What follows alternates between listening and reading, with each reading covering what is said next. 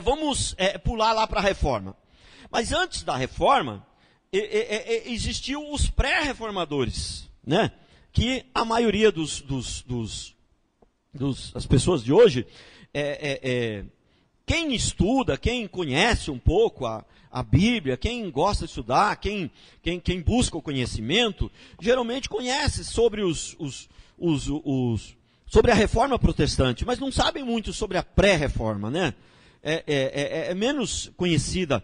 Esse povo que lutou pela reforma protestante antes de Martinho Lutero, eles não foram tão conhecidos, mas teve muita gente que morreu antes de Martinho Lutero por causa da fé, por ser fiel às Escrituras, por não aceitar as heresias católicas, né? E você sabe, nós só estamos aqui, nós somos crentes hoje, nós só estamos aqui, o Evangelho só chegou até nós por causa dos protestantes, por causa dos reformadores, né? Mas os evangélicos de hoje, a maioria deles, uma grande parte deles, nem se consideram protestantes mais, eles acham protestante uma palavra feia, né? Eles acham protestante uma coisa ruim. Não, agora Deus é amor, e aleluia, é a graça, louvado seja Deus, né? Agora é assim. Só que é o seguinte, se não fossem os protestantes que não aceitaram as heresias católicas, o evangelho verdadeiro não tinha nem chegado até nós. Um grande homem de Deus, ele diz uma frase que é o seguinte, ó, presta atenção nisso. Ele diz assim: o que me assusta não é o grito dos maus, mas é o silêncio dos bons. É o crente verdadeiro ficar calado, para não ser perseguido, para não pagar o preço, para não ser caluniado. O crente verdadeiro vê o erro e ficar calado. É isso que me assusta, é o silêncio dos bons. E esses homens de Deus não ficaram em silêncio, eles morreram por causa do evangelho. Lutaram contra as heresias católicas. Não, isso aqui está errado. Entendeu? E é lógico que você não vai ficar discutindo com o seu pastor, com a sua igreja, por causa de picuinha, por coisa que você nem sabe direito, você nem estudou direito, você nem crente direito entendeu? Mas homens que eram dedicados, que se dedicaram a vida, que eram teólogos, estudiosos, professores de universidades famosas, né, doutores, né, as pessoas estudadas da Bíblia, e eles tinham certeza que as heresias eram muitas, eram muito berrantes as heresias, então eles lutaram contra essas heresias, porque, né, eles foram um instrumento de Deus para lutar contra essas heresias. E eu quero citar 4 homens de Deus pré-reformadores, foram muitos, mas eu quero citar 4 homens muito importantes, da pré-reforma, que vieram antes de Martinho Lutero. O primeiro foi Pedro Valdo. Pedro Valdo, irmãos, ele era um comerciante francês, né? Ele era um comerciante francês muito rico, né? Muito rico. E ele foi, na época, era proibido na igreja católica, você não podia ler a Bíblia, era proibido ler a Bíblia. E ele foi o primeiro a encomendar uma Bíblia, né? E alguns historiadores até dizem que ele foi o primeiro a traduzir a Bíblia nos tempos modernos, né? Dos tempos da era moderna. Então, e ele gastou o seu dinheiro, ele segurou para ele o dinheiro o suficiente que desse para ele viver bem. Dava para ele viver bem. O restante era muito dinheiro, né? Então, e o restante ele investiu em Bíblias, ajudar os pobres, enfim, ele abriu mão das suas riquezas. Esse foi um dos pontos fortes ali, né, que ele investiu nisso. Ele era contra a riqueza, né, dos padres, ele não se conformava com a riqueza dos padres, né? Eles se reuniam nas casas, e ele era contra também indulgência, purgatório, essas coisas, essas heresias mais aberrantes aí, embora ele não era um grande teólogo, esse homem. Não, ele era um comerciante. Ele até... eu não consegui esses dados, mas pelo algumas coisas que eu li, eu até desconfio que ele era meio novo convertido, entendeu? Um novo convertido. Mas só que alguém que converte de verdade, irmão, se ele tem o Espírito Santo, ele ele tem coisas que são reveladas, o Espírito Santo incomoda e mostra, entendeu? Um homem novo convertido, que não estudou muito ainda, mas que tem o Espírito Santo, é mais sábio que qualquer ímpio, né? E ele, então, começou a ler a Bíblia, começou a estudar a Bíblia, e a ênfase dele era essa, que as pessoas lessem a Bíblia. E ele logo ele começou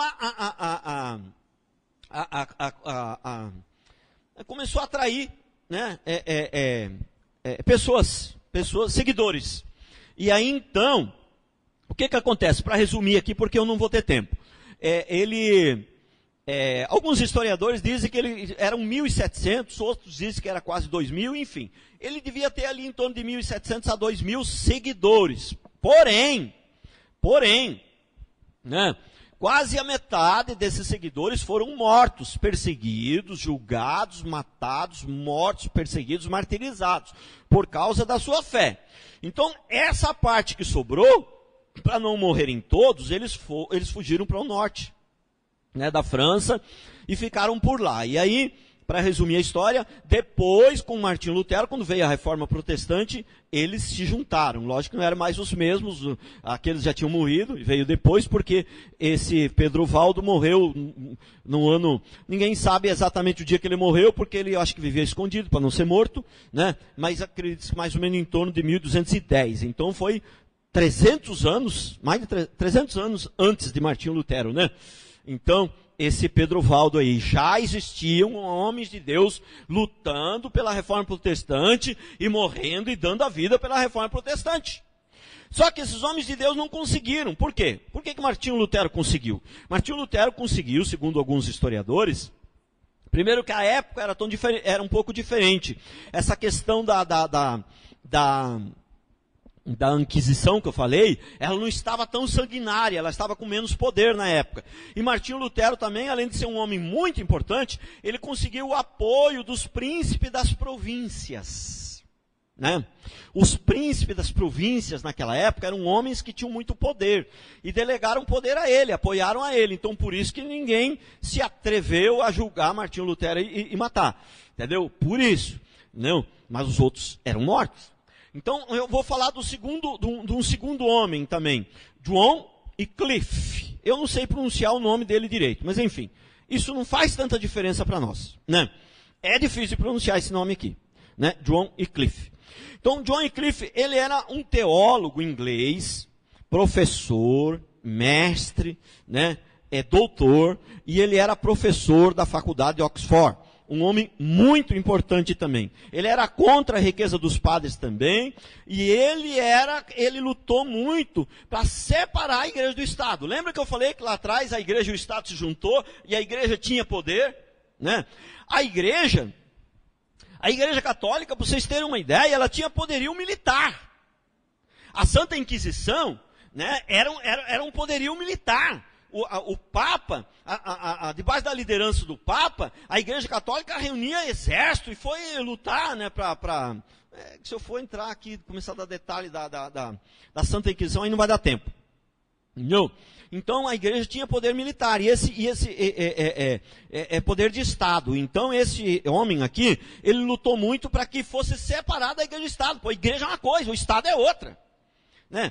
Se você de repente não consegue entender o que eu digo, igreja e Estado, eu falo, a igreja é o espiritual, o Estado é o secular. Então a igreja, né, são as igrejas evangélicas, o Estado é o Bolsonaro, entendeu? Então, né, os juízes lá, o STF, entendeu? Só que a igreja tinha poder para julgar alguém, condenar e executar, ela tinha poder de Estado, entendeu? Durante toda a Idade Média. Né? E um pouco também no período do protestante também, que depois teve até inclusive o Tribunal do Santo Ofício, que depois eu vou falar um pouquinho também. Então esse homem aqui, ele também, a ênfase dele também era a questão de que Jesus era o intermediário, o único intermediário. Não tinha esse negócio de papa fazer ponte, né? Jesus era intermediário, uma coisa que ele lutou muito também. E aí esse homem também, ele morreu de morte natural. Qual motivo não sei, mas ele não foi executado, não foi martirizado. Mas aí o que eles fizeram?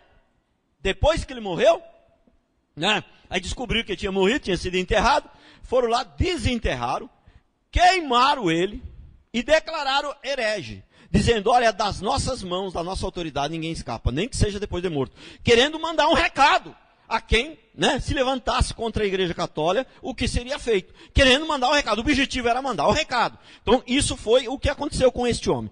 Depois, o terceiro homem, eu sempre falo dele aqui, né? é John Hus, né? E John Hus, esse veio depois um pouco, né? Aí uns cento e poucos anos, acho, antes de Lutero, né? E esse John Hus, então, ele era também um padre, ele era, né, católico, né?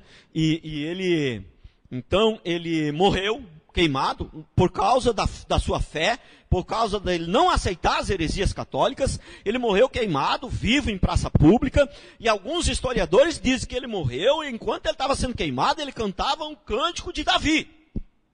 E outro historiador diz que ele, enquanto ele estava sendo queimado, ele profetizou, ele fez uma profecia, ele falou, olha, vocês estão queimando um ganso, mas se levantará um cisne, que ele estava se referindo a Martinho Lutero. Alguém maior que ele, mais forte que ele, que conseguiria fazer a reforma protestante. Muitos atribuem essa fala dele como uma profecia, né? Então, ele foi morto, então, em praça pública, queimado, vivo, para mostrar. Ele era contra tudo também, mas o forte era as indulgências. Ele ficava indignado com essa questão das indulgências, né? Que tinha até uma conversa que, quando a moeda cai, né, a alma do purgatório sai, né? Então, era meio que comprada a salvação. Era meio não, era comprada. Era comprada mesmo. Era comprada mesmo. Então, esse homem, ele era muito indignado com essa questão aí, né? Depois, por fim, né, o Jerônimo Savonarola. Jerônimo Savonarola, ele era ele se formou a médico, mas ele abandonou a medicina, se tornou um padre italiano. Um padre muito importante, italiano, e ele foi enforcado. Ele lutava contra as heresias católicas também, e ele foi enforcado e morto por causa das suas heresias, segundo os católicos. Ele que era o herege, né? Entendeu? Então, o que acontece? Aí vem a reforma protestante agora, então. Agora nós vamos na reforma protestante, né?